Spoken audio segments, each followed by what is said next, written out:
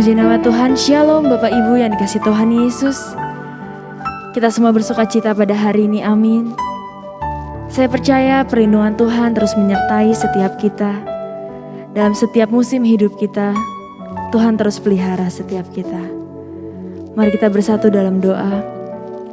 Bapa dalam surga, terima kasih Tuhan Yesus atas penyertaan-Mu Tuhan sepanjang hidup setiap kami. Hari ini kami mau percaya Tuhan, hari ini kami mau menyatakan apapun yang terjadi dalam hidup kami percaya semuanya mendatangkan kebaikan. Terima kasih Tuhan Yesus, terima kasih. Oh, Yesus, ku tahu Bapa peliharaku,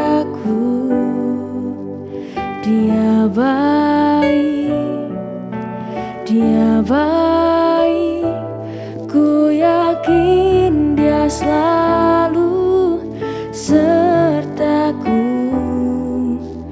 Dia baik bagiku.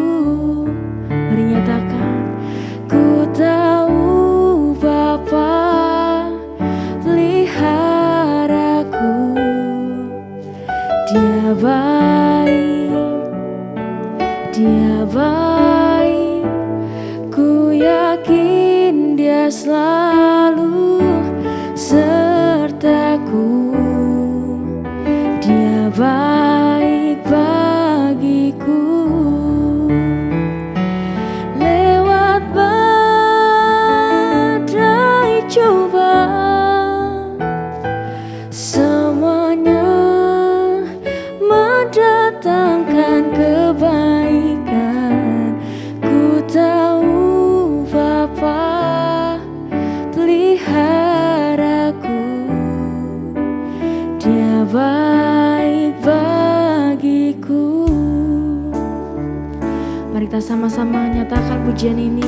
Katakan, ku tahu Bapa peliharaku,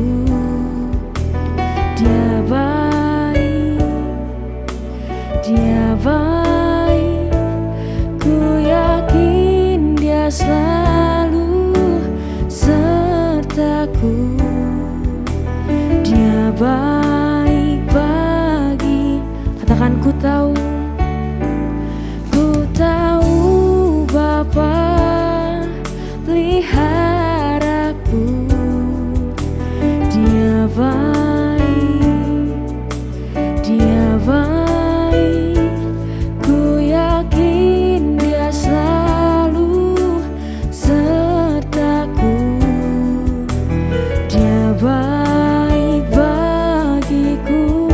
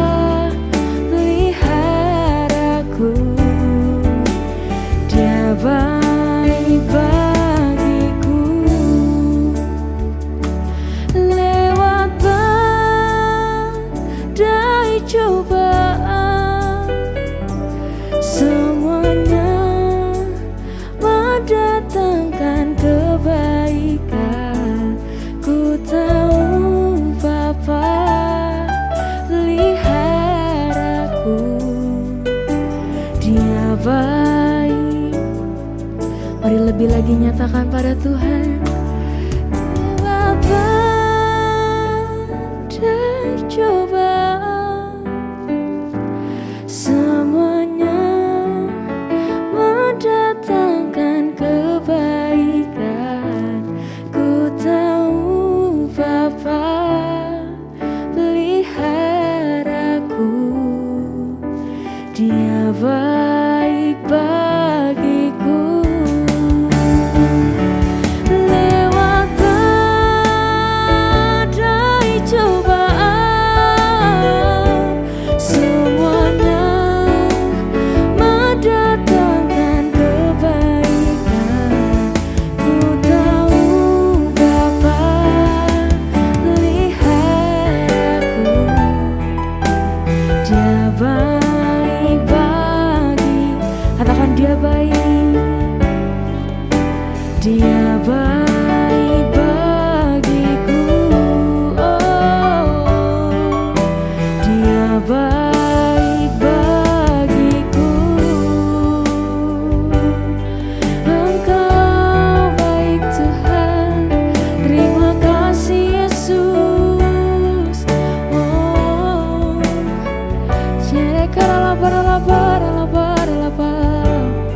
Engkau sungguh baik, teramat baik. Haleluya.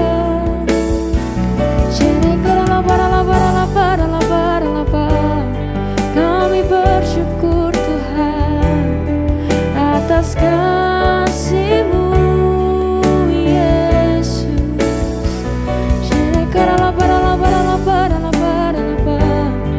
Engkau sangat baik Tuhan, Engkau baik Yesus. Mari terus sembah Dia, ucapkan rasa syukur-Mu, sebab Dia baik. Haleluya.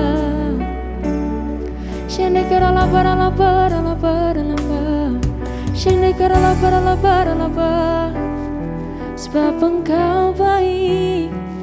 Terima kasih Tuhan, terima kasih Yesus. Sebab Engkau segalanya, Kau segalanya. Oh,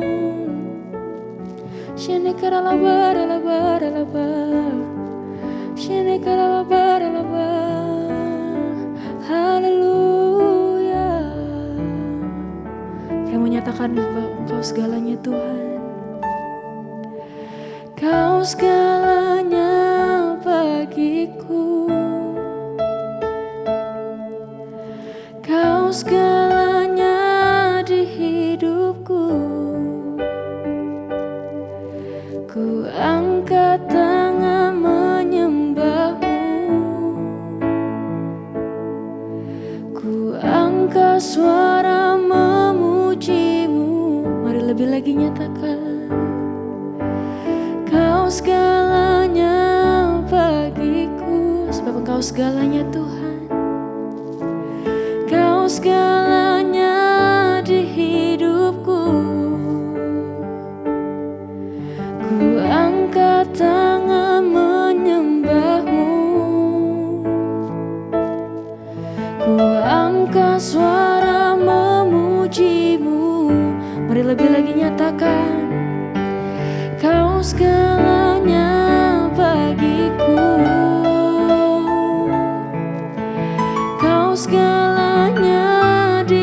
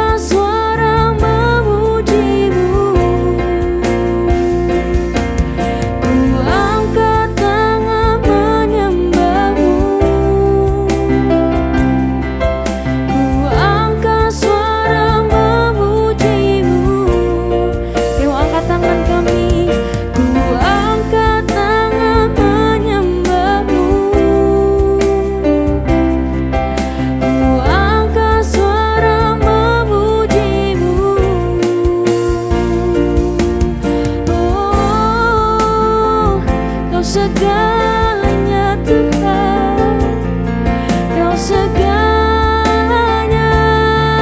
bagi kami. Terima kasih Tuhan. Kau segalanya.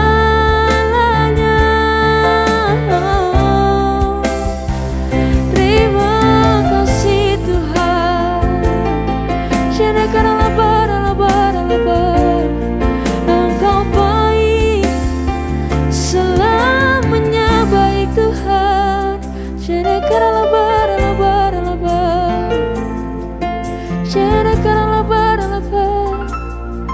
Terima kasih Yesus Tuhan.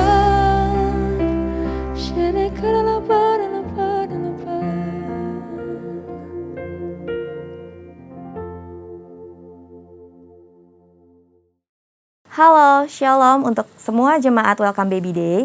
Perkenalkan saya Dr. Elizabeth Margareta selaku dokter laktasi atau konselor menyusui dari Rumah Sakit Ibu dan Anak Grand Family Jakarta. Sebelumnya, saya ingin menyampaikan terima kasih atas undangannya dan juga kesempatan yang diberikan untuk saya dapat membagikan berupa pelayanan di hari ini. Dan di kali ini saya ingin membagikan sedikit tips atau sharing tentang bagaimana kiat sukses untuk menyusui seorang bayi, terutama dalam proses kelahiran awal-awal atau persiapan kelahiran awal-awal sang bayi. Karena untuk dapat sukses ASI atau sukses menyusui diperlukan banyaknya pengetahuan dasar terlebih dahulu agar ketika bayi lahir kita tidak menjadi bingung atau bahkan merasa tidak cukup ASI, merasa gagal pada saat awal-awal kelahiran. Oke, langsung saja kita mulai untuk saya membagikan sharing tentang bagaimana sih awal-awalnya. Oke, yang pertama menyusui. Kegiatan menyusui ini sebenarnya bukan cuma sekedar memberi ASI atau memberikan makanan. Tapi menyusui itu sendiri perlu diketahui ini merupakan salah satu kegiatan secara keseluruhan yang memang seyogianya Tuhan udah bekali kepada kita semua para ibu untuk dapat memberikan yang terbaik kepada si baby. Jadi bukan cuma sekedar mementingkan konten si ASI-nya saja, tapi tetap harus mementingkan kegiatan dari menyusui itu sendiri. Karena ketika menyusui bukan hanya didapatkan makanan, tapi antara ibu dan bayi juga memiliki ikatan gitu ya. Jadi ada bonding dan bayi menjadi bisa lebih merasa dimengerti atau bisa meluapkan emosinya. Dan ketika sedang menyusui, semuanya itu bisa dapat mendapatkan satu sisi balik ya, maksudnya feedback balik apakah yang dibutuhkan oleh si bayi, karena bukan cuma sekedar ASI-nya, tapi apa yang di dalam ASI-nya itu sendiri juga akan menyesuaikan dengan apa yang dibutuhkan oleh si bayi. Nah, sebelum lanjut, biasanya saya juga akan membagikan atau kita sering banget dengar gitu ya, kekhawatiran-kekhawatiran yang dirasakan oleh para ibu-ibu baru, terutama pada awal-awal pengalaman menyusuinya gitu ya, seperti karena kita dengar mitos-mitos yang ada. Ya banyak orang yang tidak mau menyusui atau lebih memilih susu pengganti gitu ya, atau yang biasa kita kenal susu formula, karena mereka merasa menyusui itu atau berpikir bahwa menyusui itu membentuk tubuh ibu berubah gitu ya, terutama mungkin bentuk payudara. Kemudian merasa ASI-nya tidak cukup. Ini adalah suatu hal yang paling sering terjadi pada setiap ibu-ibu baru. Karena tidak pede, karena merasa ketika diperah atau dipompa ASI-nya sedikit dan merasa itu tidak mencukupi kebutuhan si bayinya. Juga tidak pede karena ukuran payudaranya, dan ini juga sering banget bikin ibu-ibu baru ini menjadi insecure. Karena mitos-mitos seperti ini yang sebenarnya perlu disisihkan gitu ya. Jadi nggak boleh kita percaya begitu saja. Oleh karena itu izinkan saya untuk membagikan lebih lagi. Nah, selanjutnya ada yang bilang juga susu pertama itu harus dibuang atau yang biasa kita kenal kolostrum. Jadi masih banyak orang yang nggak paham tentang apa itu kolostrum atau yang cairan kuning di baru-baru pertama kita dapatkan ASI. Sebelum kita dapatkan ASI, kita akan keluar cairan kuning berwarna keemasan gitu ya, agak lengket-lengket dan jumlahnya sangat sedikit gitu ya, baru titik-titik.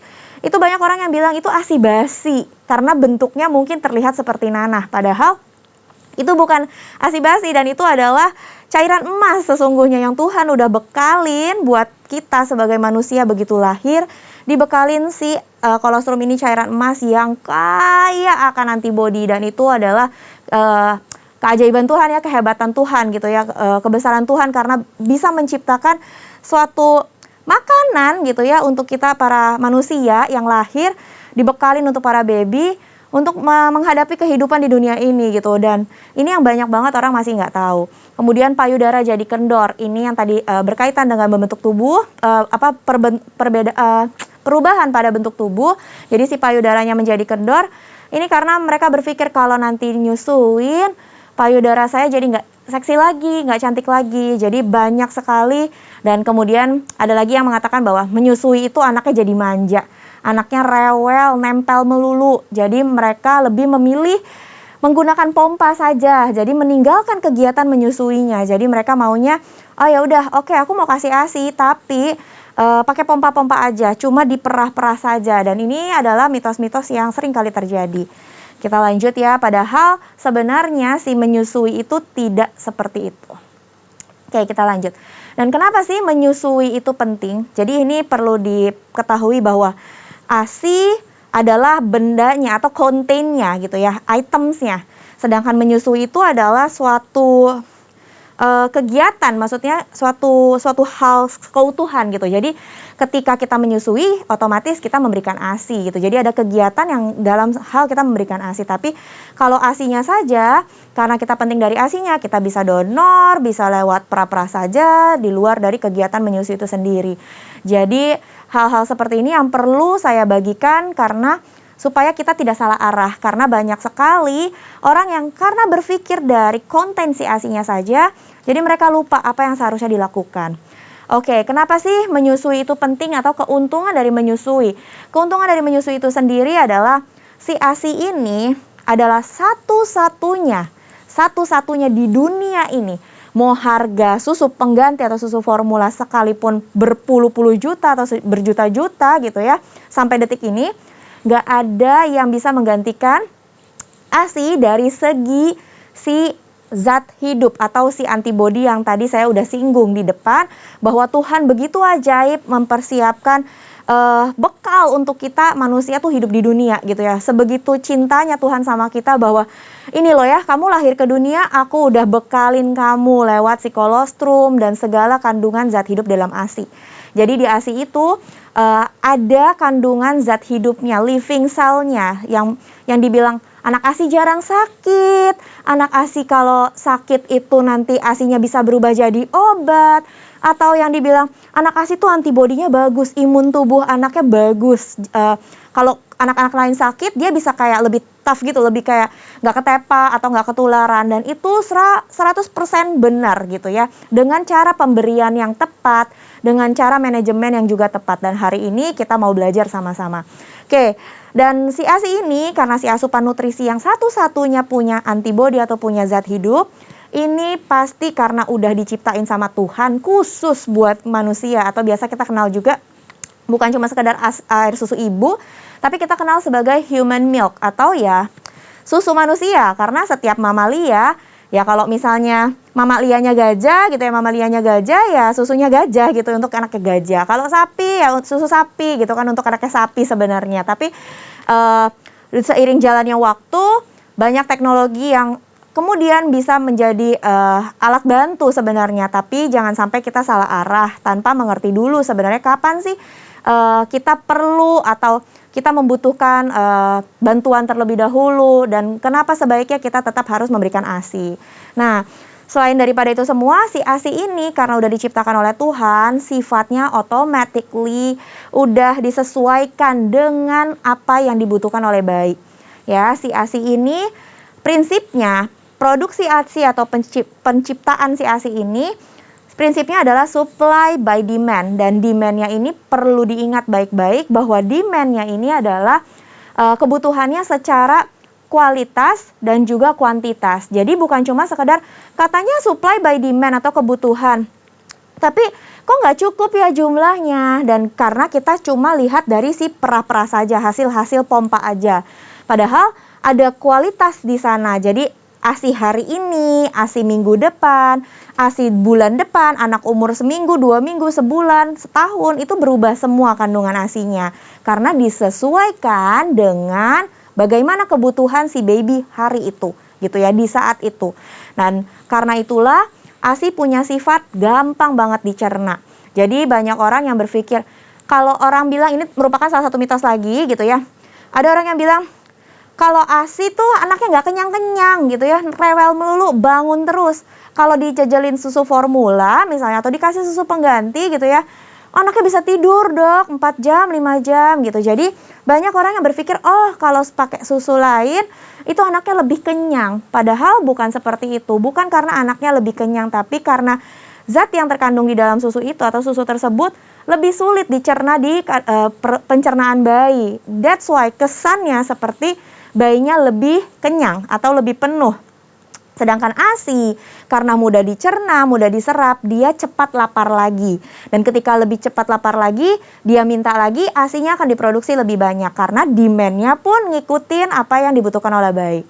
Terus melindungi terhadap infeksi, ini yang sudah disinggung tadi ya, mengenai antibodi atau imun tubuhnya. Yang orang bilang anak jarang sakit, atau kalau sakit pun bisa ngikutin nih, katanya si ASINya bisa berubah. Exactly, jadi kalau misalnya anaknya ada feedback balik ketika dia menyusu langsung kepada tubuh mamanya, atau biasa kita kenal kegiatan menyusui atau direct breastfeeding, si tubuh anak itu atau anak itu akan memberikan kabar balik. Oh ini loh mah, aku lagi diare. Oh ini loh mah, aku lagi kedinginan gitu ya. Jadi kayak seanggap ada feedbacknya, kebutuhan atau komunikasi secara langsung ketika dia direct breastfeeding, tubuh mamanya tuh mendapatkan sinyal apa yang sedang dibutuhkan oleh anak, dan itu memberikan sinyal balik untuk ke pabrik produksi mengubah kandungan dari si ASI. Sebegitu ajaibnya Tuhan untuk proses produksi ASI. Jadi kalau orang bilang, kalau misalnya anak ASI mah nggak usah buru-buru minum obat gitu ya, kalau misalnya baru anget-anget dikit, biasanya anaknya langsung dikasih ASI nggak lama udah adem gitu. Beberapa case ada yang seperti itu, atau diare, nggak perlu macam-macam obat, nanti ASINya tuh bisa ngikutin gitu apa yang dibutuhin. Misalnya zincnya jadi berubah menjadi tambah banyak gitu ya, untuk melapisi pencernaan si baby misalnya. Atau kalau misalnya bayinya itu lagi demam, kandungan ASINya bisa sedikit lebih cair, lebih encer, dibutuhkan formilk. Nanti kita akan bahas mengenai formilk dan hindmilk. Jadi itu untuk menurunkan si suhu tubuh anaknya. Begitu juga misalnya anaknya lagi kedinginan. Ketika direct breastfeeding atau menyusui langsung, tubuh mamanya mendetek, oh ini kok tubuh anaknya anget ya. Nanti berubah tuh, dinginan ya, jadi kedinginan ya. Nanti tubuh mamanya ini akan memberikan kabar balik gitu ya, bahwa oh oke, harus diciptakan lemak lebih banyak untuk ngangetin tubuh anaknya. Jadi sebegitu kompleks dan ajaibnya gitu ya ketika kita melakukan kegiatan menyusui dan memberikan ASI dengan lebih maksimal. Nah, karena menyusuinya sebegitu intim, automatically kegiatan menyusui juga memiliki fungsi atau memiliki manfaat. Pastinya untuk bonding, ikatan antara tubuh mama atau ikatan antara si mama dengan anak. Ketika lagi digendong gitu ya, tatapan anaknya kepada mamahnya membantu proses perkembangan IQ-EQ-nya juga. Kemudian kegiatan menyusui juga secara signifikan memberikan manfaat untuk menunda kehamilan baru karena proses hormonal.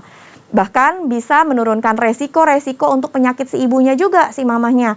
Menurunkan resiko kanker payudara misalnya, bahkan misalnya 4,3% per tahunnya.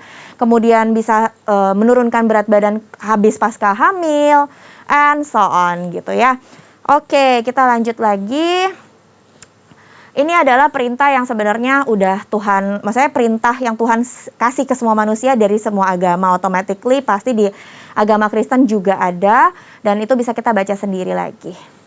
Oke, untuk menetek dengan epping atau menyusu langsung dengan yang tadi saya ada singgung mengenai pra-pra saja, ini penting untuk diberitahukan kepada new mom agar kita tidak hanya berpikir bahwa konten si ASINya saja. Jadi kita tidak keburu panik kalau mompa baru sedikit, karena bukan itu yang dimaksud untuk bisa sukses ASI sebenarnya. Jadi ini adalah perbedaan gitu ya berdasarkan penelitian. Jadi apa aja sih manfaat plus minusnya? Jadi kalau misalnya ditanya menetek ini untuk simulasi perkembangan bayinya lebih optimal pasti. Epping bisa, cuman mungkin lebih kurang dibandingin menetek. Jadi bisa disimak aja dari slide gitu ya. Untuk bondingnya, kemudian pencegahan autism, ini secara penelitian ya, baik anaknya meskipun sudah diberikan ASI, ternyata konon yang dominan direct breastfeeding sudah lebih signifikan untuk pencegahan autism sendiri. Kemudian menetek sampai 2 tahun gitu ya, kemungkinan besar sukses ASI lebih lama. Untuk menetek biasanya jauh lebih baik, sedangkan exclusive pumping atau yang hanya memerah saja biasanya lebih akan struggling atau lebih effort lagi untuk bisa menyusui atau memberikan ASI yang lebih lama begitu. Jadi untuk hasil ASInya kadang kita suka dengar ya, aduh aku tuh cuma bisa kasih ASI anakku 3 bulan, abis gitu merosot terus turun, ASInya kering gitu kan, biasa suka dengar kayak gitu. Atau nggak bisa cuma 7 bulan, abis itu udah capek banget deh, udah telat-telat mompa terus, aku kerja, jadi mompanya nggak bisa adem gitu, nggak bisa lanjut terus gitu, nggak telaten gitu kan. Dan itu yang bikin lama-kelamaan produksi ASINya juga ikut turun. Kemudian mengenai pencegahan kanker payudara, terus antibody. Nah ini yang penting, banyak orang yang nggak paham mengenai kandungan dari ASI sendiri atau kualitas ASI sendiri. Jadi penelitian mengatakan atau penelitian membuktikan bahwa ketika anak menetek langsung atau direct breastfeeding dari tubuh mamahnya gitu ya, anak itu langsung mendapatkan 100% perpindahan aja. ASI yang diproduksi dari payudara langsung pindah ke mulut bayi atau ke tubuh bayinya. Tapi ketika kita perah, memberikan lewat botol, misalnya memberikan lewat sendok, memberikan lewat gelas gitu ya. Ini ketika kita perah, itu ada perubahan suhu. Ada perubahan suhu, apalagi kalau kita masukin lagi ke kulkas, kita keluarin lagi terus kita panaskan lagi. Perubahan suhu ini akan merusak bahkan mematikan si living cell yang sifatnya antibodi tersebut. Jadi kalau misalnya dibilang apakah hasil ASI dari menetek langsung dengan yang kita perah-perah itu akan sama saja? Tentu tidak.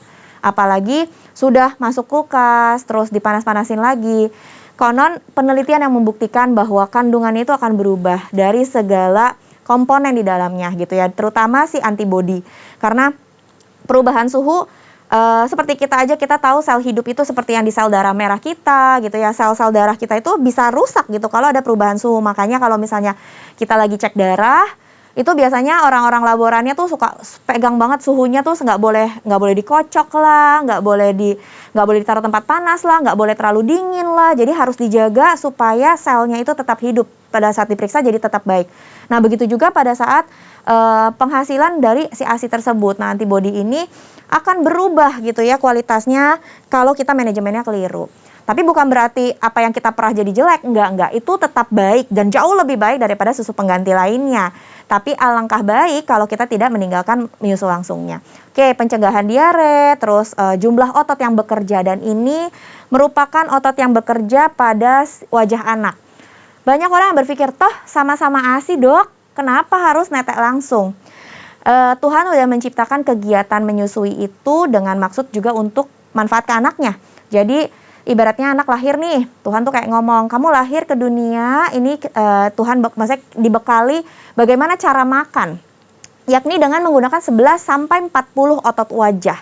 Jadi 11 sampai otot wajah yang akan bergerak ketika bayinya ini menetek langsung. Karena menetek langsung itu bukan menghisap. Jadi kalau misalnya boleh saya tunjukin. Jadi ketika bayi menyusu langsung, dia tuh seperti mengunyah. Persis seperti apa yang kita lakukan ketika kita mengunyah makan sampai meninggal nanti. Jadi menggunakan 11-40.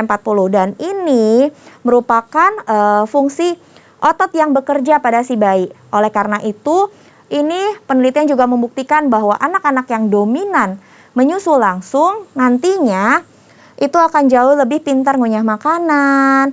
Terus kalau GTM gak lama-lama, perkembangan sarafnya itu jauh lebih maksimal karena pergerakan dari otot-otot yang 11-40. Sedangkan kalau diberikan dengan yang lain, let's say terutama botol dot gitu ya, anak hanya menggunakan 1-3 otot saja. Jadi bandingkan saja nih 11-40 otot yang aktif ketika direct breastfeeding berbanding dengan ketika menggunakan botol 1-3 otot. Jadi pelafalan berbicara mungkin agak sedikit lebih berkurang dibandingkan anak-anak yang direct breastfeeding. Jadi A, I, U, E, O-nya lebih lantang pada saat awal-awal mulai belajar ngomong misalnya dan seterusnya. Karena manfaat kegiatan menyusui itu sendiri juga banyak. Kita lanjut ya. Oke, komponen ASI atau komposisi ASI. Jadi banyak orang yang nggak paham tadi tuh si cairan kuning yang warnanya kayak lengket-lengket kuning itu katanya dibilangnya namanya kolostrum ya. Namanya kolostrum biasanya dihasilkan hari pertama sampai hari kelima. Bahkan bisa ya berlanjut lah, bisa sampai hari ke-7 biasanya. Ini lebih kuning, lebih kental, terus cuma tetesan-tetesan saja. Tetesannya aja bahkan nggak bisa netes yang tes gitu, enggak. Jadi benar-benar cuma lengket-lengket, mungkin keluarnya di area-area puting. Kalau kita perah pun nggak bisa sampai yang ngucur gitu ya. Kalau kita pakai pompa, waduh boro-boro nyampe ke dasar botolnya, biasanya kayak gitu. Jadi ini yang kadang orang langsung berpikir, aduh nggak keluar ASINya. Padahal 1 tetes kolostrum yang keluar itu sudah menandakan bahwa ASINya sudah terproduksi gitu ya. Dan ini kaya sekali akan protein dan zat antibodi. Jadi kita kenalnya tuh sebutnya cairan emas. Kemudian dari kolostrum ini tidak langsung blok-blok menjadi ASI yang langsung banyak gitu ya. Jadi ada namanya ASI peralihan atau ASI transisi. Ini dihasilkannya di hari ke-5 sampai hari ke-10. Dan ini punya kandungan yang lemak dan gula susunya lebih tinggi karena mau naikin berat badan anaknya pada awal-awal kelahiran. Sedangkan jumlahnya juga lebih banyak dari kolostrum. Tapi masih tetap kuning warna ASINya. Nggak bisa langsung banyak. Nanti aku akan bahas tentang bagaimana ukuran lambung bayi. Kita lanjut ya. Dan kemudian komposisi yang kemudian ada lagi ketika ASI transisi kemudian jadi ASI mature yang terbagi menjadi 2, yakni fore milk dan hind milk. Nah, fore milk ini yang orang bilang suka dinyinyirin kadang-kadang. Aduh dok, aku nggak mau ngasih ASI lagi soalnya katanya ASIku encer. Nah, ini jangan sampai keburu insecure. Kenapa? Karena ASI yang encer ini namanya fore milk, ini Tuhan udah ciptain sedemikian rupa dengan berbagai manfaatnya. Dan si ASI encer ini justru juga penting buat si tubuh bayi gitu ya. Ini adalah ASI yang kesannya tuh kayak di awal-awal keluarnya. Kalau kita nanti udah nyusuin, udah lahir bayinya, terus udah kira-kira 2 minggu ke atas atau masuk-masuk 2-3 minggu, kita mau belajar pelan-pelan coba pompa gitu ya. Keluar ASINya kok kayak encer, warnanya kuning putih-putih tapi kebiruan gitu ya. Kayak bening-bening gitu. Itu bukan ASINya jelek, tapi itu namanya fore milk dan ini memang kandungannya lebih rendah lemak, tapi tinggi laktos, gula, mineral dan air. Juga ada antibodi di sana dan ini yang penting buat kita ketahui. Nah, selanjutnya yang kita kenal juga hind milk. Ini yang banyak orang lebih pede gitu ya kalau ngelihat hasil ASINya. Menjadi lebih kuning, kental gitu ya. Dan ini yang orang bilang, oh anaknya tuh kalau dapatnya ASI kental itu lebih gemuk, lebih gembil gitu ya, endut-endut gitu ya, gemes-gemes. Dan mereka pikir kalau ASINya encer udah pasti jelek, ASINya tuh nggak berkualitas, bukan seperti itu. Dan hind milk ini memang kesannya seperti makanannya, atau biasa kita gini deh, fore milk itu ibarat kayak air minumnya gitu, air minum bernutrisi gitu ya. Tapi kalau hind milk ini kayak makanannya. Jadi kalau orang dulu bilang ada nasi, ada air, tapi bukan kiri kanan, tapi memang semua payudara itu kandungannya ada fore milk, ada hind milknya. Jadi jangan sampai kita salah paham. Kata orang dulu kalau kiri nasi, kanan kanan airnya gitu. Jadi bukan berarti kita harus kiri kanan terus, enggak. Kiri kanannya itu boleh gantian sesi. Jadi enggak buru-buru. Karena ini penting buat kita kenal kapan fore milk, kapan hind milk. Jadi kalau misalnya biasanya di bawah 10 menit atau di bawah 15 menit, itu biasanya yang keluar memang fore milk duluan gitu ya. ASI awal biasanya, ASI di awal. Dan hind milk ini dikenalnya ASI akhir. Jadi kalau anaknya lebih menyusu lebih lama, proses pengeluarannya lebih lama, baru didapat si hind milknya ini gitu. Jadi kalau misalnya mau anaknya dapat berat badan yang baik, menyusunya bukan baru 5 menit di kiri langsung dipindah ke kanan gitu ya. Jadi benar-benar harus mantepin dulu sampai satu sisi udah puas gitu ya, kira-kira 10-15 menit atau mungkin 20 menit gitu ya. Dia udah kenyang ya sudah, berarti dia cukup. Tapi kalau misalnya dia pengen lagi, craving for more gitu ya, boleh kasih lagi baru sebelahnya. Atau sesi sekarang sebelah kiri, nanti sesi selanjutnya baru di yang sisi sebelah kanan. Untuk ASI versus susu formula, ini saya nggak mau bahas banyak, tapi kurang lebih pasti jauh banget ya dari apa yang udah saya katakan di depan tadi. Ini udah pasti jauh banget karena terutama dalam bidang si antibodinya gitu. Apa yang diberikan oleh Tuhan lewat ASI itu udah sesuai banget apa yang dibutuhin oleh anak. Sedangkan susu-susu pengganti lainnya gitu ya, baik susu sapi, susu formula biasa kita kenal, ini memang diciptakan oleh human gitu, diciptakan oleh manusia sebenarnya dengan niat yang baik. Karena misalnya ketika seorang ini punya masalah special case, misalnya ibunya meninggal, anaknya mau nggak mau kan nggak punya dong air susu ibu dari ibunya. Karena sesungguhnya waktu pembentukan atau pertama kali diciptakannya susu formula atau susu pengganti ASI itu karena ada kasus bencana waktu di negara-negara barat sana gitu. Jadi si penciptanya ini mencoba untuk membuat susu untuk menggantikan ibu-ibu yang meninggalkan bayinya gitu. Dan itu sebenarnya niatnya baik, tapi makin kesini jadi marketing. Dan ini yang sangat berbahaya. Ya, marketingnya bahkan terselubung gitu ya, terselubung di rumah sakit dari sempat kita lahiran, bahkan dari dokternya ngeresepin. Dan para di sekitar kita itu lingkungannya masih nggak mengetahui lebih dalam tentang bagaimana proses ASI keluar, bagaimana cara menggendong bayinya untuk menyusui. Karena ternyata menggendong bayi ketika menyusui itu nggak cuma sekedar gendong aja. Nanti kita belajar lagi ya, saya akan bahas ini. Kita lanjut. Jadi kalau misalnya ini Mams bisa sambil cari deh, googling boleh apa sih bedanya gitu ya. Karena saya ini menjadi marketingnya Tuhan untuk membagikan manfaat ASI yang begitu luar biasa. Tapi kalau misalnya sampai suatu hari perlu banget gitu ya, dan memang ada special case, maksudnya jangan sampai berkecil hati juga gitu, tetap mengusahakan. Dan kalau misalnya ada kesulitan, pastinya cepat-cepat datangi dokter laktasi atau konselor menyusui untuk dibantu bagaimana caranya nih supaya ASI-nya bisa lebih survive lagi gitu ya, nggak struggling terus, ada masalah apa disampaikan supaya kitanya tuh lebih bisa sukses gitu ya untuk memberikan yang terbaik. Oke, anatomi dan fisiologi laktasi. Jadi ini anatomi dan fisiologi laktasi ini para moms juga perlu mengetahui sedikit gitu ya. Kenapa? Karena kita supaya nggak mengira-ngira saja.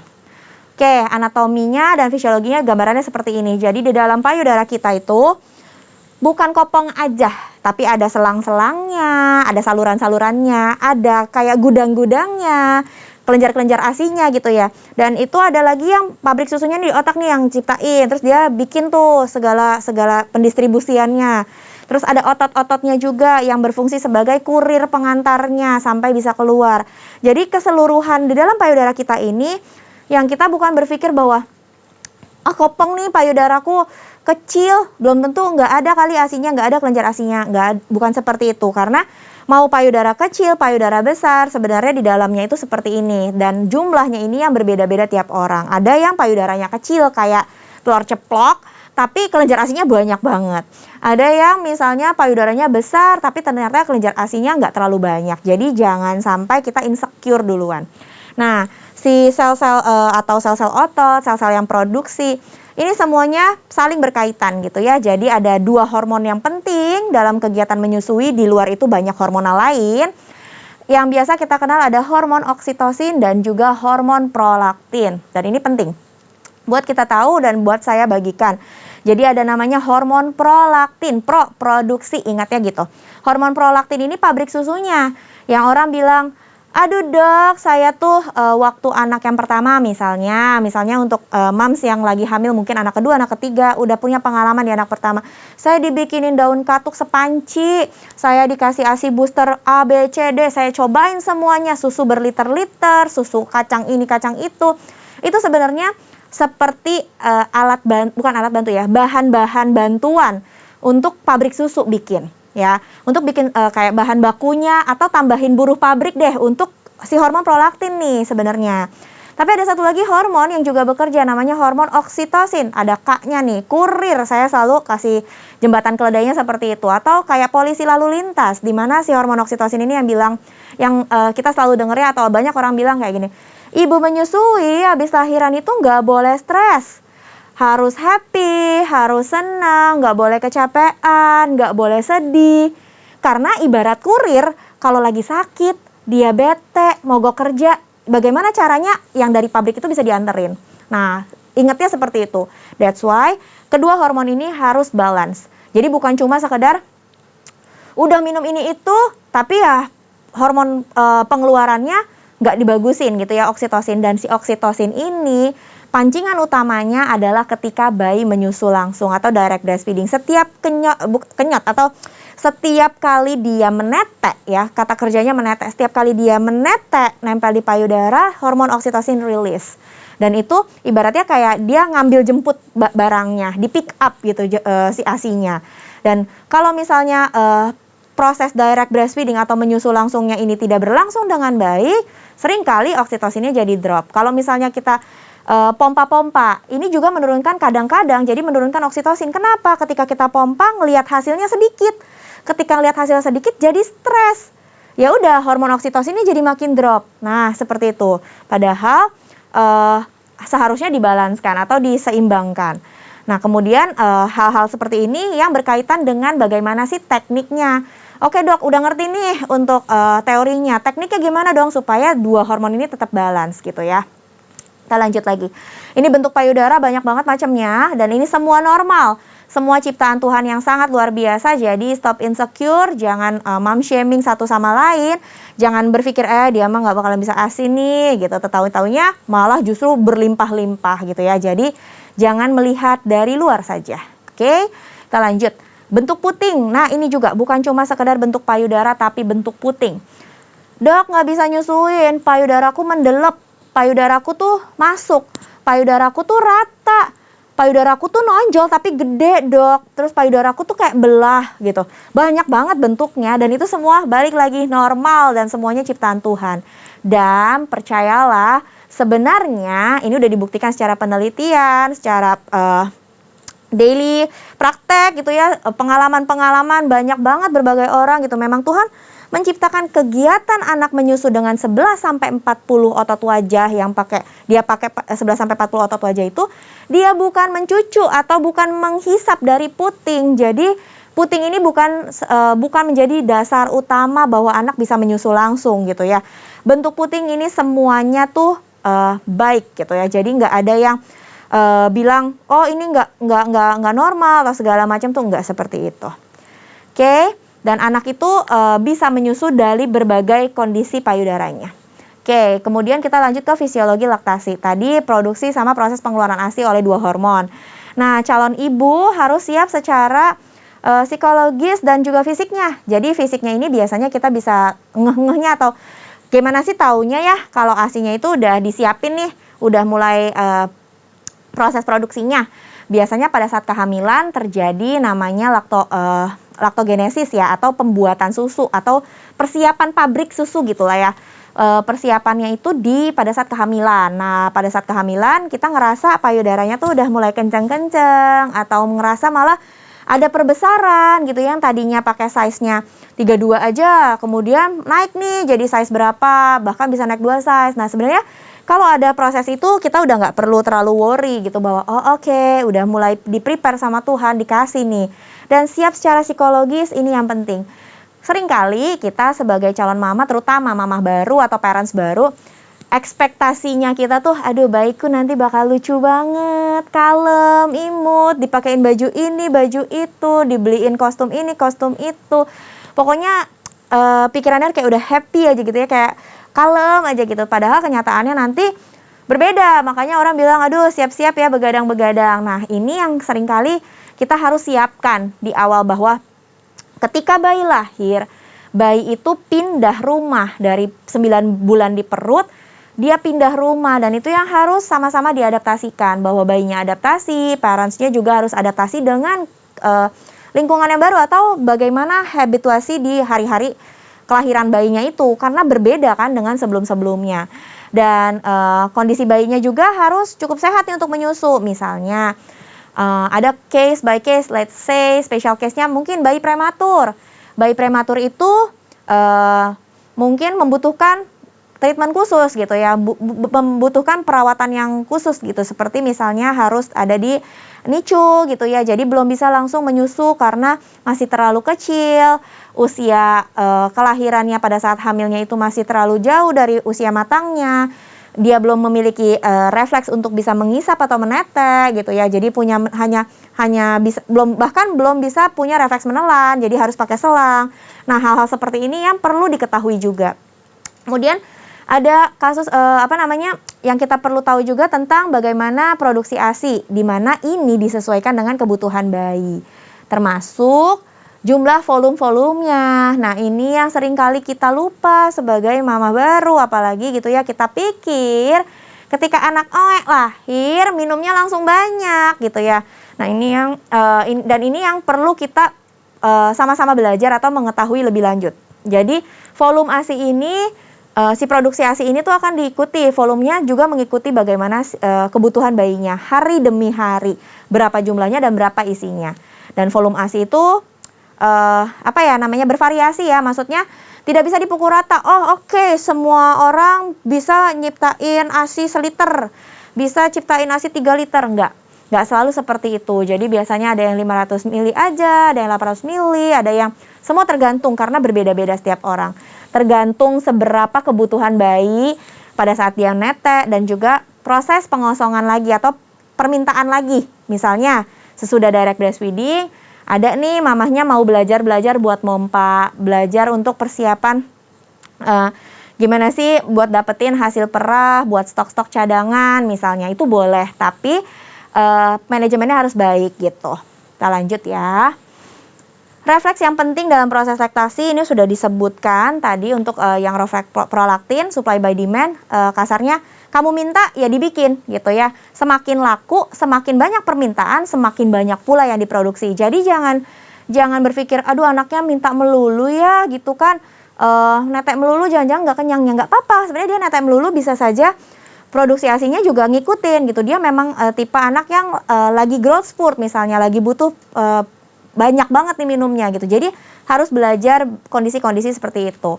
Kemudian ini semua ya faktor pendukungnya, faktor penghalangnya. Ini faktor penghalang tuh seperti misalnya anaknya neteknya nggak baik, posisi dan pelekatan yang nggak bagus. Ada anak yang ketika netek uring-uringan gitu ya, rewel, baru masuk payudara udah dilepas lagi.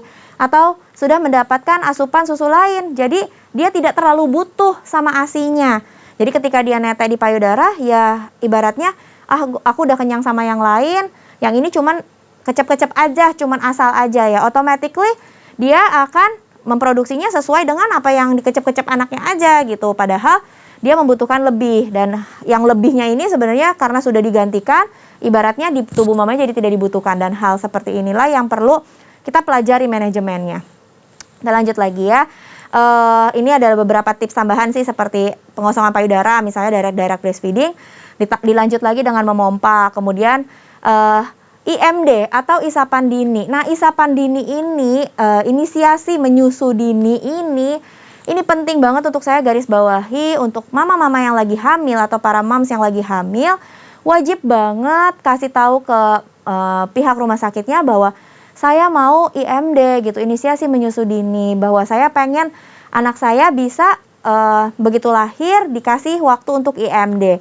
Karena ini adalah momen penting ketika anak lahir, dia kayak memberi kabar ke tubuh mamanya, ini loh ya aku udah lahir, ayo cepetan bikin produksi susunya gitu ya. Dan mungkin seperti minum di malam hari gitu ya, jadi supaya cukup cairan juga, karena itu merupakan salah satu bahan baku yang juga penting. Kita lanjut ya. Beberapa hal khusus yang perlu diingat tentang hormon prolaktin. Ini kadang orang suka tahu ya, aduh aku senang banget ya kalau lagi mompa. Biasanya orang-orang yang mompa karena kan melihat hasil ya, kalau dari netek langsung kan kita nggak ngeh. Atau biasanya kalau nggak mompa pun kita berasanya, aduh kok aku bangun pagi-pagi kencang banget ya, payudaranya tuh kayak bengkak gitu, kayak penuh banget. Karena memang hormon prolaktin ini secara penelitian itu signifikan banget lebih banyak diproduksi di malam hari. Konon 1,5 sampai 2 kali lipat daripada pagi, siang, sorenya gitu. Jadi banyak orang yang ngerasa tuh kayak lebih kencang payudaranya kalau lagi pompa atau lagi perah, hasilnya lebih banyak di malam hari. Dan ini penting buat kita jaga. Ketika kita tahu hormon prolaktin lebih banyak, kita juga harus membuat permintaan yang lebih gitu. Jadi jangan sampai kita diemin payudaranya menjadi penuh, didiemin sering-sering, makin penuh, makin dipikirnya makin banyak. Enggak, justru ketika kita mendiamkan terlalu sering, itu ibarat toko nggak dibutuhin ASI-nya gitu. Dan si prolaktin ini juga ternyata surprisingly gitu ya, dia membuat ibu merasa nyaman. Kadang-kadang ibu-ibu yang nyusuin itu jadi ikutan ngantuk. Jadi bukan cuma bayinya doang, tapi kitanya juga ikutan ngantuk. Kemudian ada hormon yang berkaitan dengan ovulasi nih. Nah, hormon prolaktin ini menekan estrogen ya. Jadi hormon ASI itu sifatnya cenderung berkebalikan sama hormon hamil. Dan ini berkaitan juga dengan proses produksinya. Makanya orang bilang, baru lahiran kok ASI-nya nggak langsung ngucur, nggak kayak dispenser dicetek on langsung ngucur gitu, karena proses hormonal. Hormon hamilnya baru lahiran mulai turun pelan-pelan, biasanya di hari 1, kedua, ketiga, baru hari kedua masuk ketiga, hormon ASI-nya baru mulai naik. Nah ini yang dibilang, oh iya di hari kedua, ketiga baru mulai ngerasa kenceng payudaranya, tapi begitu dikeluarin kok kayaknya baru sedikit, baru si kolostrum tadi. Karena memang seperti itu ya secara hormonal. Dan si hormon prolaktin inilah yang menekan ovulasi atau bisa mencegah terjadinya kehamilan baru ya, biasanya dijadiin KB alami gitu ya. Ada orang yang bilang, iya nih abis lahiran udah 3 bulan belum mens, belum haid.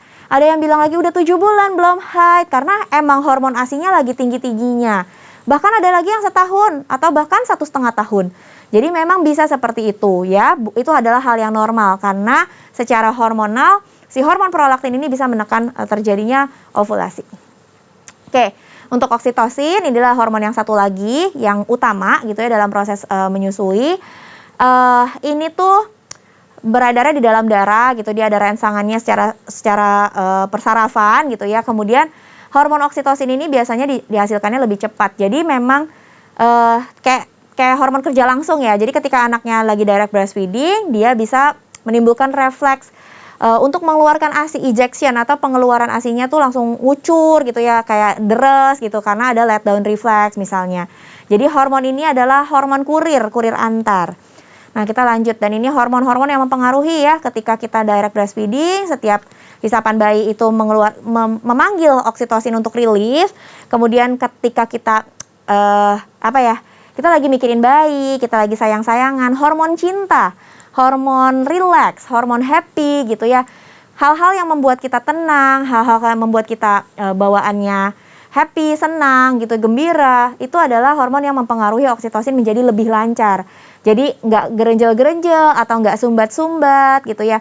Ketika kita lagi sehat, nah itu yang membantu proses pengeluarannya. Sedangkan yang menghambat, biasanya ini ketahuannya jadi ASI-nya kayak seret, udah minum ini itu tapi nggak keluar, misalnya nggak direct breastfeeding, atau ada luka di putingnya direct breastfeeding tapi ada rasa sakit, payudaranya bengkak, payudaranya kenceng, stres, berantem sama mertua misalnya, atau berantem sama suami gitu ya.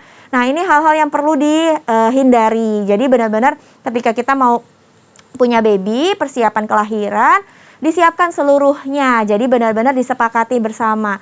Aku udah belajar nih tentang ASI, tolong dukung aku ya, tolong support. Kalau ada sesuatu yang mengganjal atau sesuatu yang kok kayaknya nggak sesuai ekspektasi nih, realitanya kok sulit. Jadi itu boleh buat dikonsultasikan. Jadi jangan sampai hal-hal seperti itu menghambat proses menyusui kita atau memberikan ASI kepada si buah hati.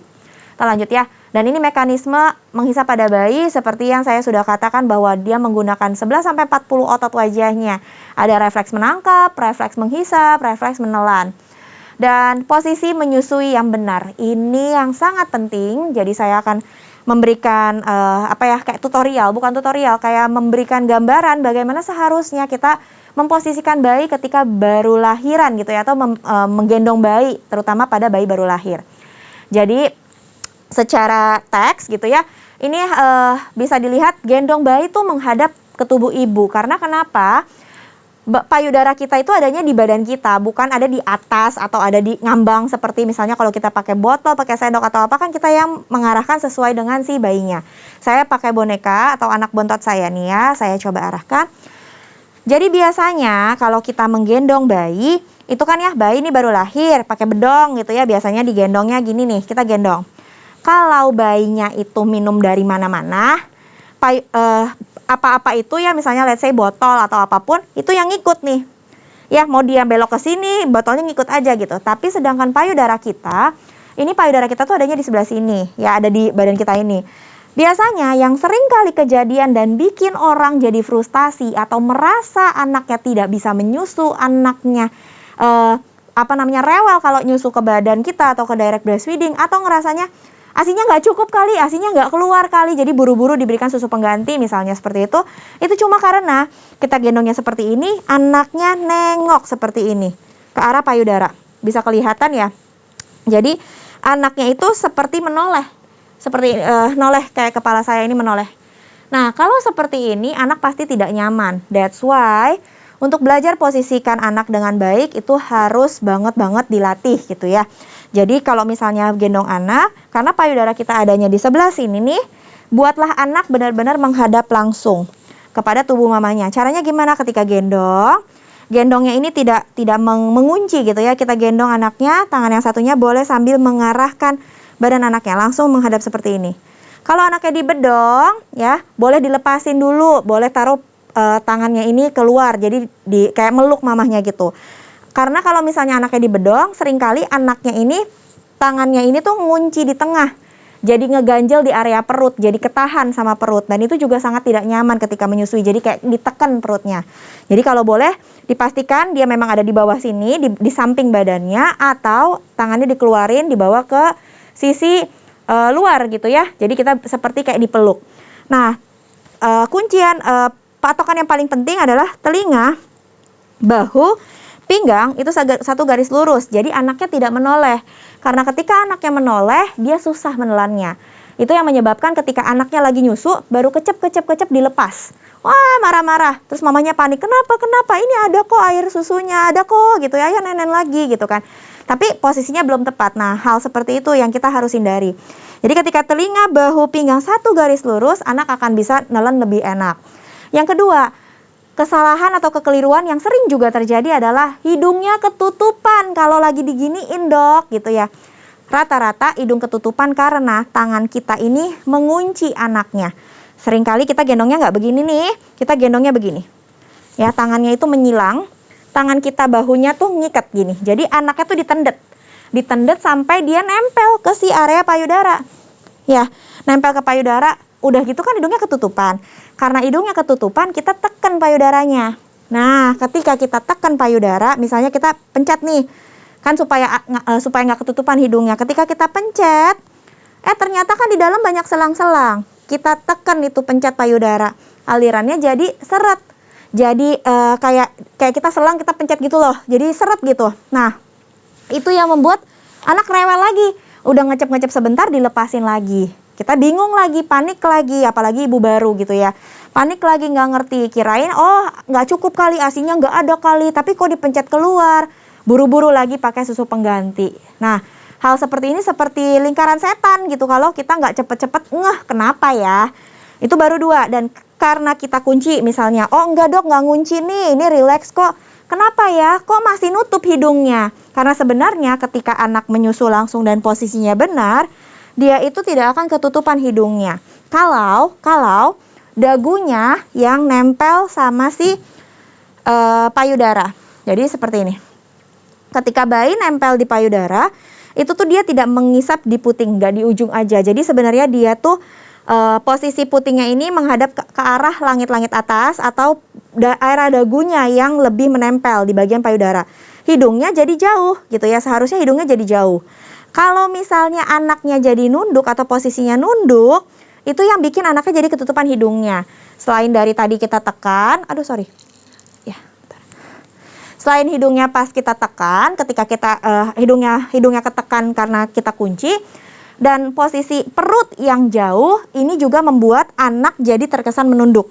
Kenapa posisinya jauh? Misalnya kita pakai stagen tebel atau pakai korset yang dibelet-belet ya, dilibat-libat, itu jadi jauh, hidungnya jadi ketutupan. Oleh karena itu kalau misalnya kita ngerasa oh kita nggak kunci kok bahunya, tangan kita udah bener kok nggak begini gitu ya, nggak menyilang. Kenapa ya kok masih jauh? Coba lihat perutnya. Kalau perutnya ini jauh dari perut kita, dekatkan. Karena dengan mendekatkan seperti ini, kepalanya akan lebih menengadah. Jadi hidungnya nggak ketutupan. Belajar dan proses pembelajaran memang tidak mudah pasti untuk di awal-awal. Tapi ketika kita udah belajar hari demi hari, biasanya seminggu 2 minggu udah khatam, udah jago. Ya, oleh karena itu kita harus pintar nih gendongnya. Terus kalau misalnya kita gendongnya kayak gini, dok nanti dia kelepas-lepas. Kita punya tangan satu lagi buat kita bisa sanggah di area tengkuk atau bagian lehernya. Ya, jadi kita bisa arahkan tangan kita untuk pegang di sini, untuk mengarahkan bagaimana si bayi bisa menyusu, untuk memposisikannya dengan baik. Oke, kita lanjut. Kalau posisinya udah benar, pelekatannya atau begitu dia mau nangkep di area puting akan benar. Seperti yang tadi saya sudah singgung sedikit mengenai bagaimana ibu harusnya melakukan penangkapan, melakukan posisi kepada si bayinya.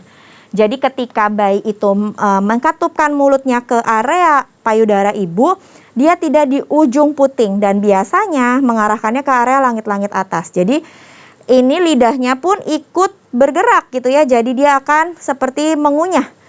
Dia akan memerah dan ini yang didapatkan oleh si anaknya. Kita lanjut lagi.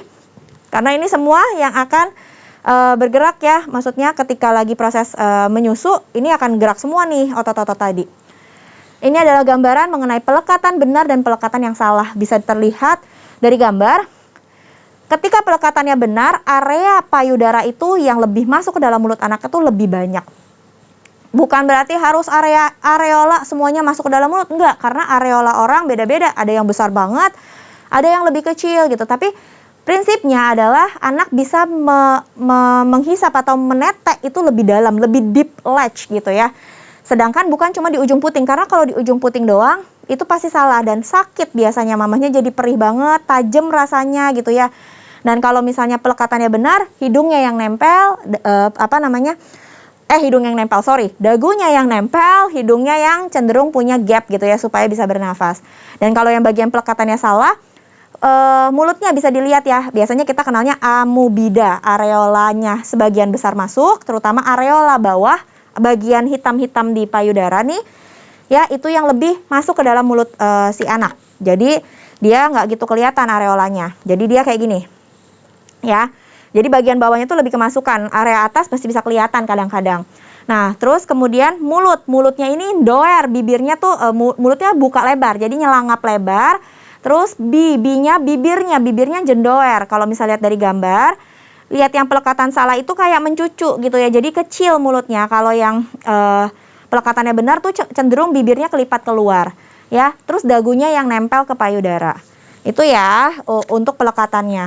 Nah, ini yang tadi sempat saya singgung tentang penghambat produksi ASI. Ibarat toko, payudara kita toko. Nah, si toko ini kan kalau mau pesan barang ke pabrik ya, ketika konsumennya banyak atau ada aja deh, misalnya tiap 2 jam ada aja yang beli 1, meskipun sedikit-sedikit ya, ada yang beli 2. Ibaratnya bayi kalau lagi minta ke payudara ini kayak toko nih. Kalau dia lagi nyusu, misalnya 2 jam sekali nyusu 5 menit, nanti 1 jam lagi nyusu 10 menit, pokoknya atau 2 jam 3 jam lagi ada nyusu lagi 15 menit. Sering, ibaratnya kayak permintaannya mungkin dikit-dikit tapi sering, atau sesekali ada banyak, intinya laku terus. Itu dia akan menurunkan si hormon feel atau feedback inhibitor namanya. Sedangkan kalau tokonya atau si payudara ini dibiarkan penuh lama-lama, kayak toko nggak ada yang beli. Misalnya baru dibelinya 6 jam gitu, baru beli 1. Nah itu si feel-nya yang datang. Feel ini adalah kayak tukang controller untuk pemesanan ya, nggak usah pesan ke pabrik lah, telepon ke pabrik. Bilang nggak usah. Jadi si feel ini telepon ke pabrik, hormon feel ini telepon ke pabrik susu atau ke si prolaktin. Jangan kirim ASI banyak-banyak. Ini percuma, orang nggak dibutuhin kok. Udah 7 jam nih kagak keluar. Udah 6 jam nih anaknya nggak disusuin. Udah 6 jam nggak dipompa juga, nggak ada yang minta gitu kan. That's why lama-lama produksi ASI turun. Ini yang sering kali kejadian pada eksklusif pumping biasanya. Di mana mamahnya ini mompa-mompa sesuai dengan jadwal dia. Kalau dianya bekerja atau dia malas mungkin atau lagi capek, biasanya ntar deh tunggu dulu lah, tunggu sejam lagi, yang biasanya 3 jam. Sekarang mompanya jadi 5 jam gitu. Atau berpikirnya gini, ntar deh tunggu aja lamaan dikit biar ASINya makin banyak gitu kan. Nah, hal seperti ini yang ternyata keliru. Semakin kita tunggu biar banyak, bukannya makin banyak. Kita lakukan itu kira-kira 2 harian aja, pasti di hari ketiganya merosot drastis hasil produksinya. Karena itu tadi, si hormon field telepon ke pabrik, jangan bikin susu banyak-banyak, nggak usah kirim susu banyak-banyak, soalnya nggak dibutuhin. Jadi harus hati-hati untuk menjaga stabilnya produksi ASI, termasuk malam hari sebelum kita tidur. Saya biasanya selalu kasih saran kepada pasien untuk menghindari bengkak-bengkak selama pada saat kita malam tidur. Bayi itu biasanya minumnya cenderung lebih sedikit, sedangkan produksinya lebih banyak gitu kan. Ketika produksinya lebih banyak dan si ASINya bayinya kebutuhannya lebih sedikit, otomatis jadi lebih cepat penuh. Nah, oleh karena itu kita mensiasatinya, sebelum kita tidur, kita boleh kosongin dulu setelah bayinya nyusu gitu ya. Jadi tempatnya atau wadahnya ini udah disiapin. Begitu juga pagi-pagi, udah pagi, habis nyusuin bayinya, kita clear up lagi untuk mempersiapkan stabil produksi di pagi, siang, sorenya gitu. Jadi hal-hal seperti ini yang perlu kita pelajari untuk manajemen laktasinya. Kemudian juga rasa sakit, menghambat oksitosin dari stres tadi. Ini kebutuhan yang digantikan oleh susu pengganti lain gitu ya, misalnya Sufor atau penyampihan, jadi diberhentiin tiba-tiba, jadi itu otomatis produksinya akan turun. Oke, jadi gimana dong dok kalau seandainya kita udah mulai ke case nih, gimana dok kalau ASINya baru keluar sedikit, baru lancar hari kedua dan ketiga, apakah anak kita kelaparan? Pasti ini menjadi pertanyaan atau ada di pikiran setiap mama baru. Jadi gimana dok kalau seandainya di rumah sakit, kan ASINya belum keluar dok, tadi kita udah belajar bahwa proses hormonal. Si hormon ASI itu, hormon yang untuk produksi ASI baru akan keluar ketika hormon hamilnya turun. Gitu ya. Apakah sesar dengan normal signifikan berbeda? Mungkin ada delay sedikit pada orang-orang yang sesar, sekitar beberapa jam karena ada faktor dari obat bius, obat infus gitu ya. Tapi itu bukan berarti nggak jadi delay banget gitu, enggak. Nah, ini bukan menjadi bikin jadi nggak bisa ASI, enggak seperti itu. Semuanya akan sesuai dengan proses hormonal. Terus gimana dok kalau seandainya kasusnya seperti ini dok, baru keluar sedikit? Memang baru keluar sedikit. Kenapa baru keluar sedikit? Karena bayi pun di usia baru lahir 1-3 hari, anggap saja nih kita mulai belajar untuk ukuran lambungnya. Anggap ini bayi baru lahir, kira-kira ini memang panjangnya sekitar 50 cm. Bayi baru lahir kan sekitar 45, 46 sampai 50-an cm ya. Kurang lebih ini bayi boneka saya nih, bayi asli ya. Anak usia 1-3 hari lahir, Tuhan luar biasa baik. Boleh search juga bahwa Tuhan tuh udah menciptakan atau memberi bekal kepada si tubuh anaknya, namanya brown fat, lemak coklat. Jadi si lemak coklat ini sebenarnya ada di lambung bayi untuk bekal awal. Dan itu ada dari plasenta, dari waktu dia hamil, jadi dari plasenta memang disiapin nih untuk makan, udah buat proses kelahiran gitu kan. Oke, jadi kalau misalnya awal-awal bayinya sebesar ini ya, ukuran lambungnya usia 1-3 hari segede bola gundu atau bola kelereng, kurang lebih sebesar ini. Nih kalau dibandingkan sama bayinya. Di usia hari ketiga sampai hari kelima, dia itu akan makin besar karena kan pertumbuhan gitu ya, makin besar, makin butuh lebih banyak. Ukuran lambungnya segede bola bekel, kurang lebih sebesar ini. Dan kemudian di hari-hari kelima sampai hari ketujuh, dia baru mulai seukuran bola pingpong. Di sini membuktikan bahwa adanya peningkatan kebutuhan, anak jadi permintaan lebih banyak. Dan ketika bayinya menyusu langsung ke tubuh mamahnya, hari ini butuhnya cuma segede gundu, ya udah dipersiapkan sama Tuhan melalui kolostrum sebanyak itu. Nanti ngikutin, dia makin banyak, ketika anaknya netel langsung, ya makin banyak pula. Dan seiring jalannya waktu, semakin hari semakin banyak. Jadi apakah anak kita akan kelaparan? Tentu saja tidak ya, masih punya brown fat. Special case lain misalnya, dok anakku katanya kuning gitu kan, jadi katanya harus kurang kali ASINya. Biasanya ada yang berpikiran seperti itu. Padahal si kuning pada kelahiran bayi baru lahir ini normal ya, karena memang liver atau organ hatinya si anak ini, organ heparnya memang belum sempurna. Jadi ada hormon bilirubin yang harus dikeluarkan, itu belum dikeluarkannya lewat feses. Jadi makanya harus ada asupan makanan. Seringkali dikaitkan dengan karena ASI-nya tidak ada, jadi anaknya kuning. Bukan seperti itu, justru sebaliknya. Karena anaknya itu udah punya si hormon kuning, that's why kita perlu kasih asupan lebih lagi. Jadi mamahnya lebih proaktif ngasih netein, belajar posisi yang benar supaya anaknya bisa latch on yang baik, pelekatannya bagus, ASI-nya didapat lebih bagus gitu ya. Nah, hal seperti ini jangan sampai kita malah salah sangka atau salah paham. Jangan malah berpikir gara-gara ASI nggak ada jadi kuning, bukan seperti itu. Justru si ASI yang akan mengeluarkan si kuning dari dalam tubuh si anak. Kita lanjut.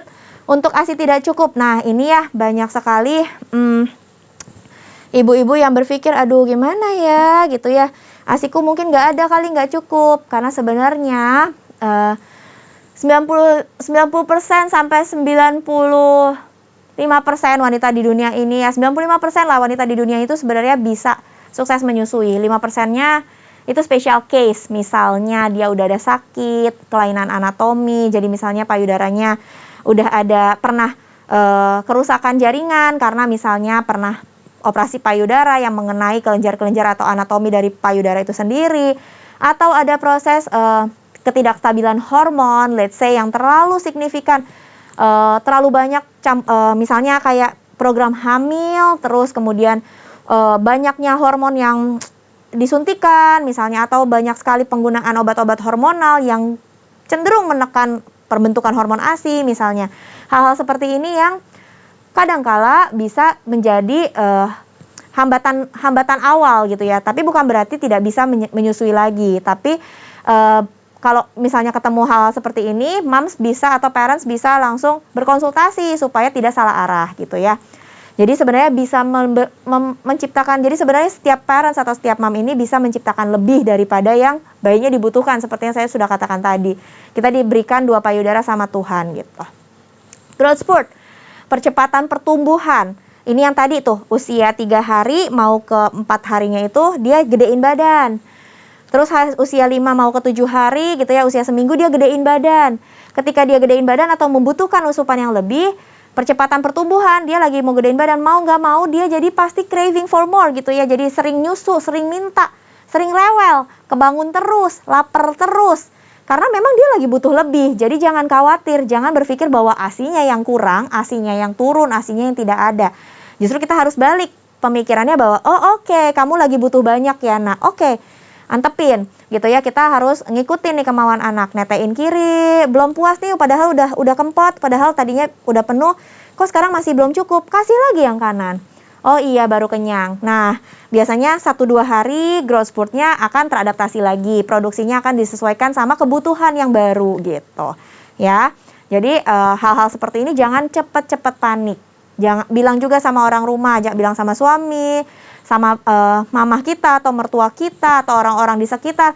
Jangan panik kalau anaknya memang lagi terkesan lebih rewel gitu. Menghadapi anak growth spurt ya udah, kita boleh gendong lebih sering, terus kita perhatikan payudara. Kalau misalnya kita ngerasanya kayak lebih lebih bengkak atau lebih penuh karena lebih cepet kan diproduksinya, ya udah kita bisa manajemen dengan baik gitu.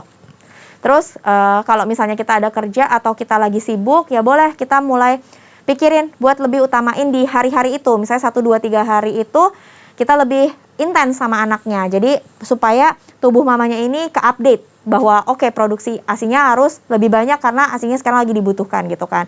Karena susui anak ini harus sesuai dengan keinginannya. Jangan lupa juga perhatiin apa yang kita makan. Karena konon orang-orang selalu bilang ASI itu ngikutin apa yang mamahnya makan. Mamahnya makan apa, ASI-nya jadi apa. Benar nggak sih dok? Gitu kan. Itu ada benar dan tidaknya. Maksudnya tidaknya tuh gini, bukan berarti mamahnya makan cabai, ASI-nya jadi pedas. Nggak seperti itu. Tapi memang apa yang mamahnya makan, zatnya itu ngikut. Gitu ya. Dan ini yang penting bahwa nanti kalau mamahnya makan A, B, C, anaknya jadi nggak bisa atau alergi. Nah itu balik lagi sesuai dengan kita terapkan pelan-pelan, maksudnya kita perkenalkan pelan-pelan. Kalau misalnya mamanya nggak alergi, bapaknya nggak alergi, seharusnya anaknya juga sebenarnya tidak alergi.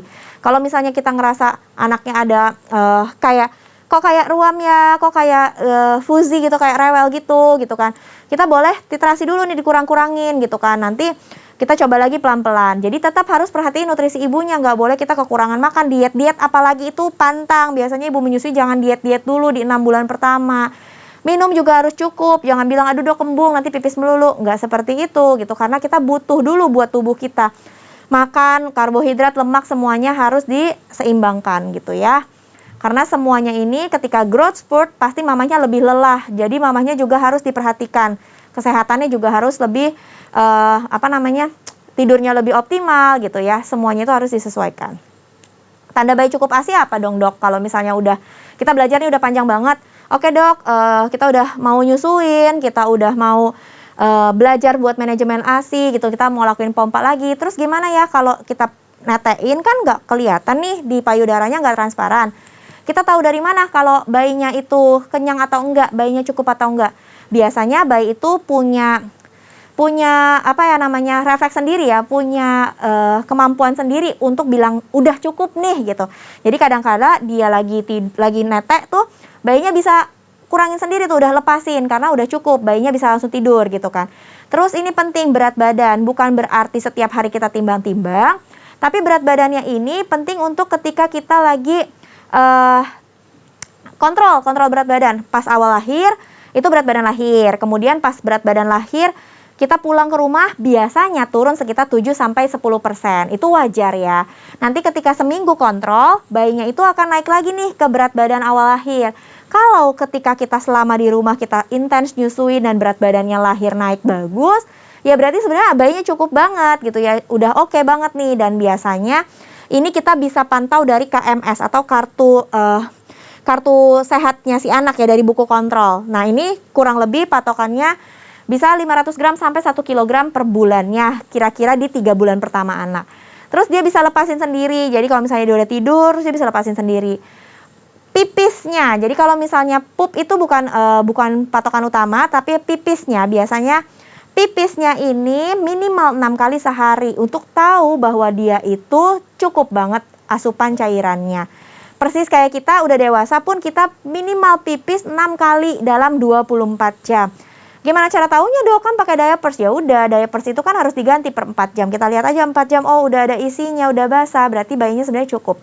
Dengan warna urin yang tidak pekat dan juga baunya nggak nyengat kayak gimana gitu ya. Terus BAB 2 kali sehari, tapi ini juga bisa juga bayi itu malah nggak pup. Tapi kalau misalnya di awal-awal kelahiran, justru memang harus dianjurkan BAB minimal 2 kali sehari. Kenapa? Supaya dia keluarin si hormon bilirubin ya. Awal-awal tuh pekat hitam warnanya mekonium, ada namanya feses awal tuh namanya mekonium, sampai lama-lama berubah jadi kekuningan gitu. Oke, nah ini yang terakhir. Dok, perlu nggak sih ASI booster? Butuh nggak sih dok makan ini makan itu? Suplemennya apa dok yang bikin ASInya banyak? Kalau kita udah belajar tadi, kita punya 2 hormon yang sangat signifikan, dua-duanya dijaga baik aja. ASI booster dibutuhkan apa enggak? Apapun yang kita suka, baik makanan, minuman, itu sebenarnya ASI booster kita. Karena apa yang kita makan, apa yang kita minum, itu jadi bahan baku.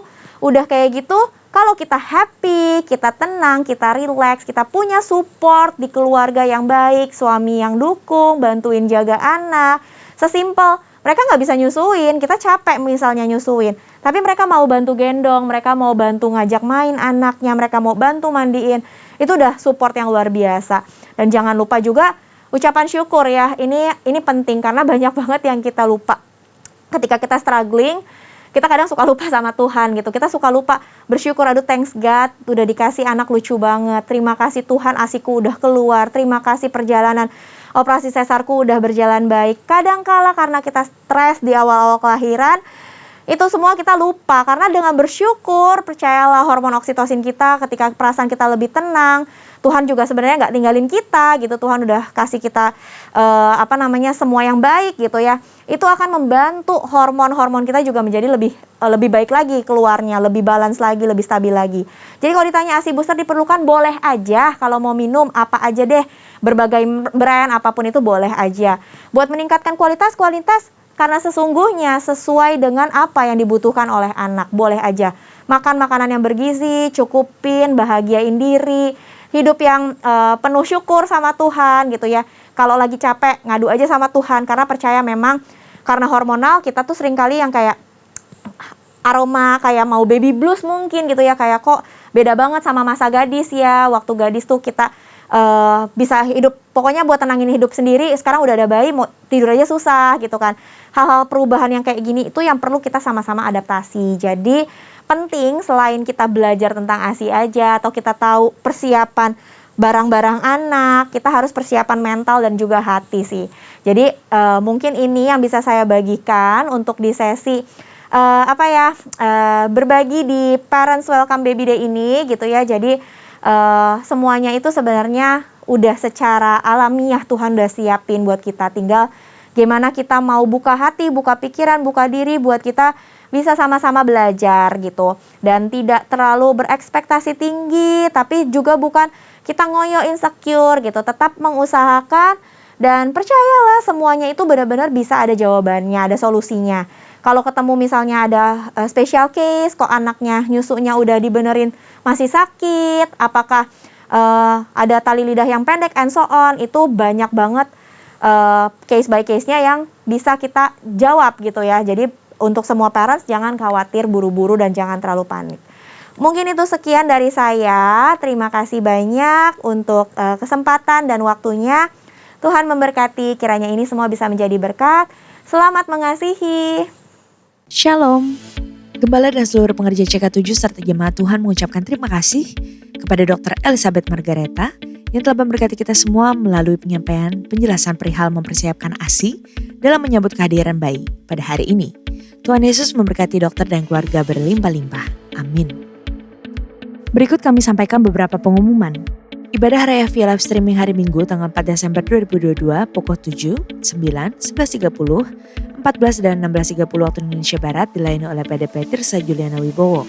Ibadah Raya tersebut akan disertai dengan ibadah secara online mulai pukul 7 waktu Indonesia Barat untuk ibadah anak bahasa Indonesia, serta tayang ulang atau rerun ibadah yang dilakukan secara onsite, 316 Youth English Service, ibadah Junior Church, serta King's Kid, ibadah anak berkebutuhan khusus di channel YouTube GBI PRJ CK7.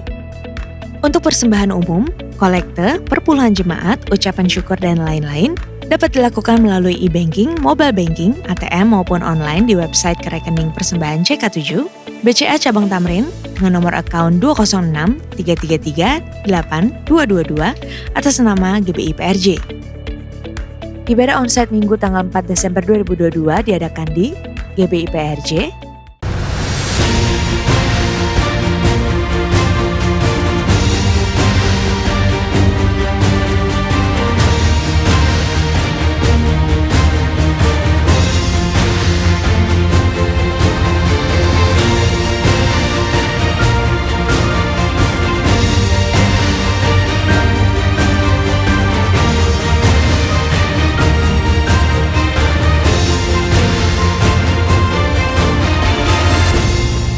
Sudahkah Anda memiliki tiket untuk mengikuti ibadah ucapan syukur, The Journey, 25 Years of the Goodness of God, and Christmas Special? GBI Interkon pukul 9 dan 11 waktu Indonesia Barat dilayani oleh PDP Tirsa Juliana Wibowo. Pukul 16.30 waktu Indonesia Barat dilayani oleh PDM Grace Suhadi. GBI Alam Sutra Mall pukul 9 dan 11 waktu Indonesia Barat dilayani oleh PDM Grace Suhadi. Pukul 13 dan 16.30 waktu Indonesia Barat dilayani oleh PDP Charles Jeremia.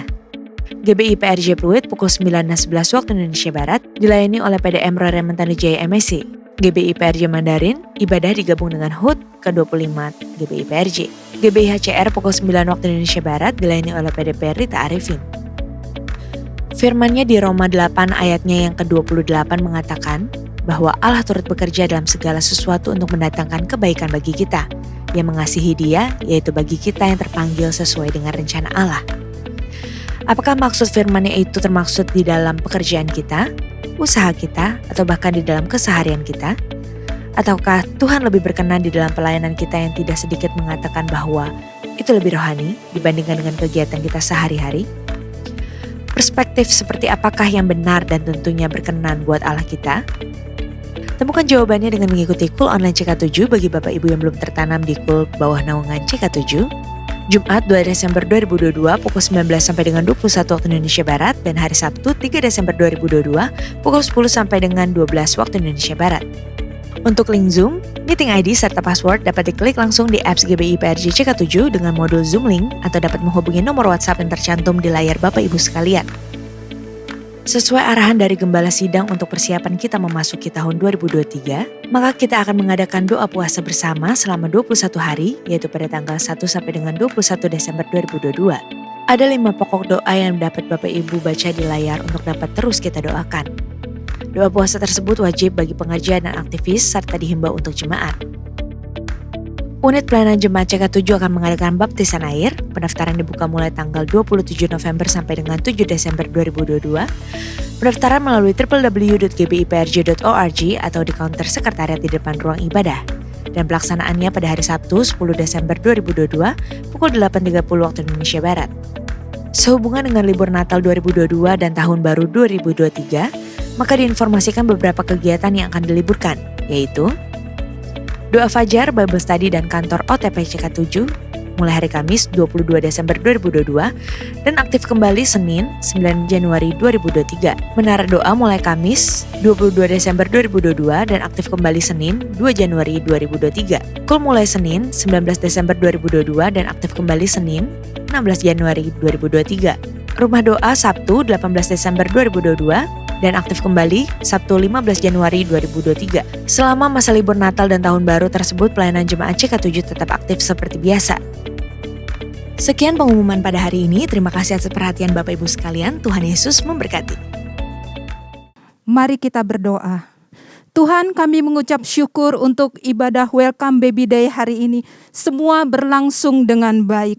Engkau memberkati hamba-Mu Ibu Elizabeth Margaret yang sudah menyampaikan isi hati-Mu. Berkati kesehatannya, keluarganya, dan profesinya dengan berlimpah-limpah di dalam nama Tuhan Yesus. Saat ini juga Tuhan berkati para pasangan suami istri yang sedang mengikuti ibadah Welcome Baby Day. Tuhan memberkati para suami, jadikan imam, raja, dan nabi di dalam rumah tangganya. Berkati kesehatannya dan pekerjaannya. Apapun yang dilakukannya selalu berhasil dan beruntung. Dan para suami terus memberikan support kepada istrinya sehingga tidak ada lagi rasa cemas dan khawatir pada saat bersalin. Tuhan juga memberkati para istri yang sedang mengandung. Berkati kandungannya dan setiap pengetahuan yang diperolehnya dapat diterapkan kepada calon bayi di kandungannya. Tuhan juga mencukupkan segala yang dibutuhkannya. Tuhan memberkati bayi yang ada di dalam kandungan dalam keadaan sehat, normal, dan kelak menjadi anak yang takut akan Tuhan. Kami juga berdoa untuk gembala sidang kami Paniko. Hikmat marifat-Mu menyertai penggembalaannya dan pelayanannya sebagai pembawa api Pentakosta ketiga dari Indonesia sampai ke bangsa-bangsa. Berkati kesehatannya dan keluarganya aman dalam lindungan Tuhan. Tuhan juga memberkati Gembala CK7 Pak Dr. Yanto. Tuhan berkati kesehatannya, berkati pelayanannya dan penggembalaannya untuk menjadikan kami umat yang layak di hadapan Tuhan. Berkati pekerjaannya, banyak jiwa disembuhkan dan dibawa untuk mengenal Engkau. Berkati juga keluarganya selalu dalam pembelaan dan penyertaan Tuhan. Kami juga berdoa untuk bangsa kami Indonesia. Indonesia ada di tangan-Mu, Indonesia ada di hati-Mu, Indonesia ada di pikiran-Mu, Indonesia ada dalam lindungan-Mu yang sempurna. Diberkatilah Indonesia dengan berkat terbaik-Mu. Diberkatilah Presiden kami Pak Jokowi dan wakilnya Bapak Ma'ruf Amin beserta jajarannya. Hikmat dan roh takut akan Tuhan ada kepada pemimpin-pemimpin bangsa kami untuk membawa Indonesia semakin maju, kuat, dan sejahtera. Terima kasih Tuhan. Mari Bapak Ibu yang dikasihi Tuhan, kita siapkan hati untuk menerima doa berkat melalui hamba-Nya. Jemaat Welcome Baby Day yang dikasihi Tuhan, mari kita siapkan hati untuk menerima berkat. Terimalah berkat yang berlimpah-limpah dari Allah Bapa, kasih karunia dari anaknya yang tunggal Yesus Kristus, dan penyertaan yang manis dari Roh Kudus menyertai kita mulai hari ini sampai Maranatha, bahkan untuk selama-lamanya. Haleluya. Amin.